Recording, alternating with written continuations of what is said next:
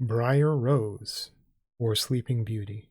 I don't know if this is the actual Sleeping Beauty story, but let's find out. A long time ago there lived a king and a queen who said every day, "If only we had a child." But for a long time they had none. It happened once as the queen was bathing that a frog crept out of the water onto the land and said to her, "Your wish shall be fulfilled. Before a year has passed, you shall bring a daughter into the world." The frog's words came true. The queen had a little girl who was so beautiful that the king could not contain himself for joy, and he prepared a great feast. He invited his relatives, friends, and acquaintances, and also the fairies, in order that they might be favorably and kindly disposed towards the child. There were 13 of them in the kingdom, but as the king had only 12 golden plates for them to eat from, one of the fairies had to stay at home. The feast was held with all splendor, and when it came to an end, the fairies all presented the child with a magic gift. One gave her virtue,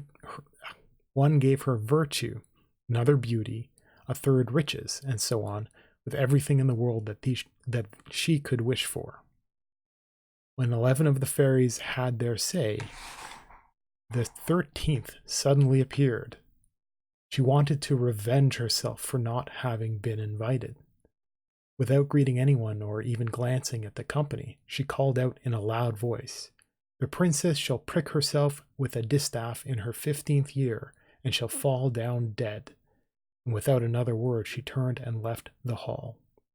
Yeah, let's learn what a distaff is.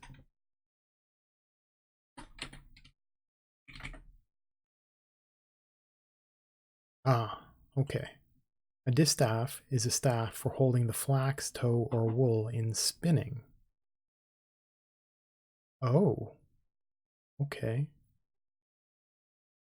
Holding.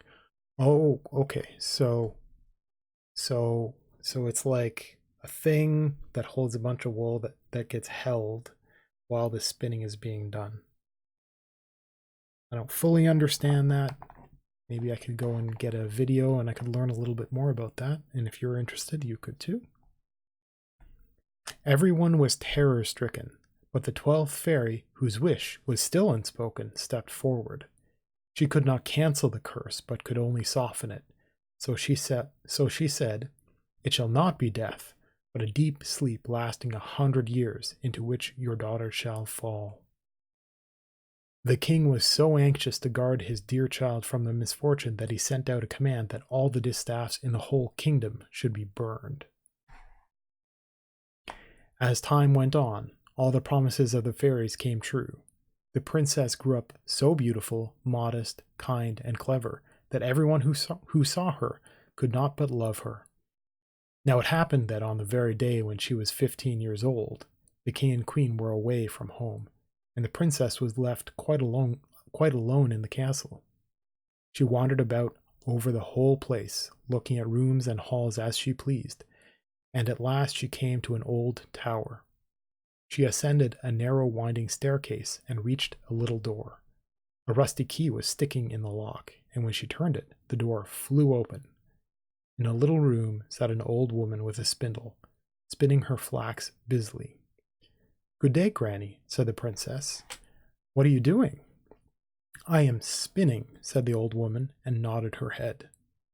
"What is the thing that whirls around so merrily?" asked the princess, and she took the spindle and tried to spin too.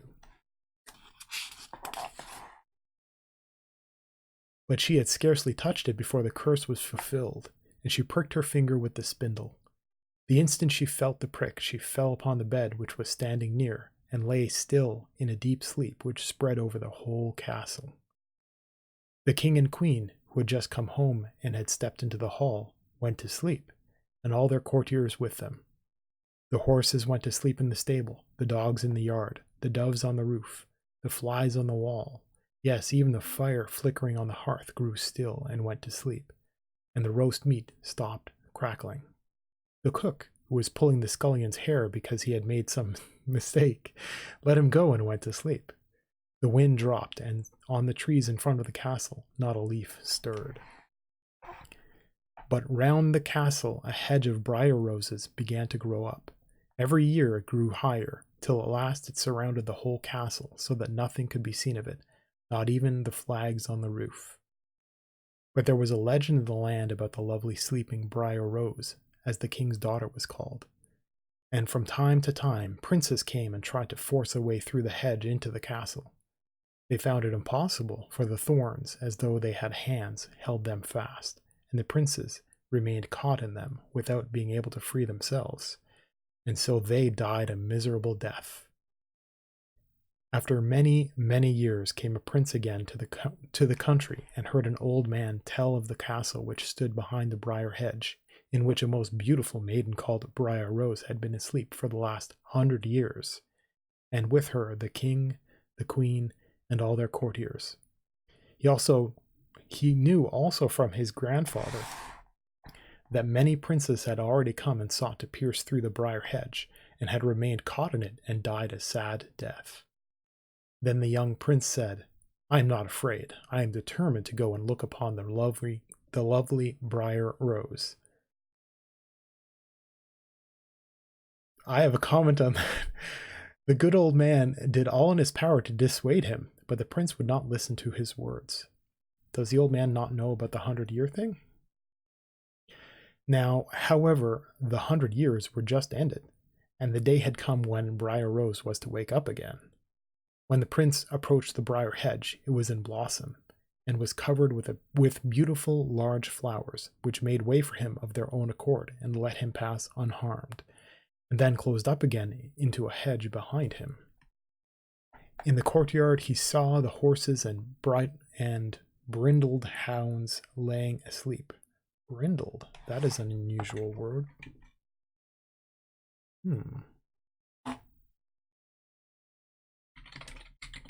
Brindled, having obscure dark streaks or flecks on an unusually gray or tawny ground. Not sure I understand that.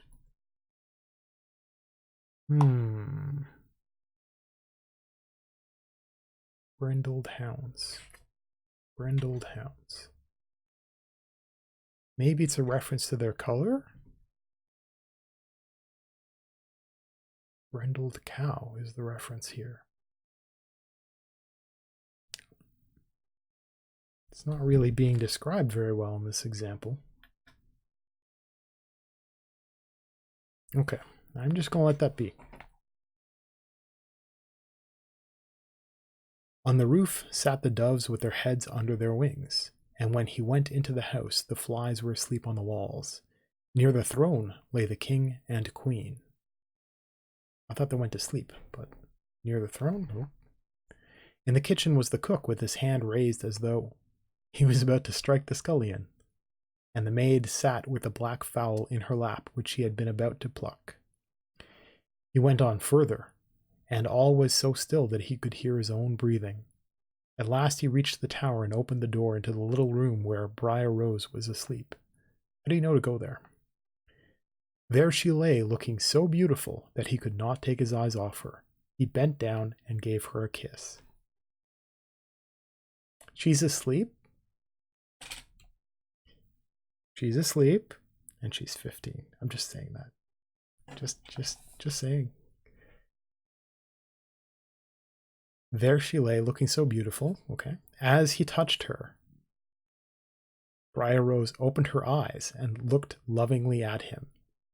Then they went down together, and the king woke up, and the queen and all the courtiers, and looked at each other with astonished eyes. The horses in the stable stood up and shook themselves. The hounds leaped about and wagged their tails. The doves on the roof lifted their heads from under their wings, looked around, and flew into the fields. The flies on the walls began to crawl again. The fire in the kitchen roused itself and blazed up and cooked the food.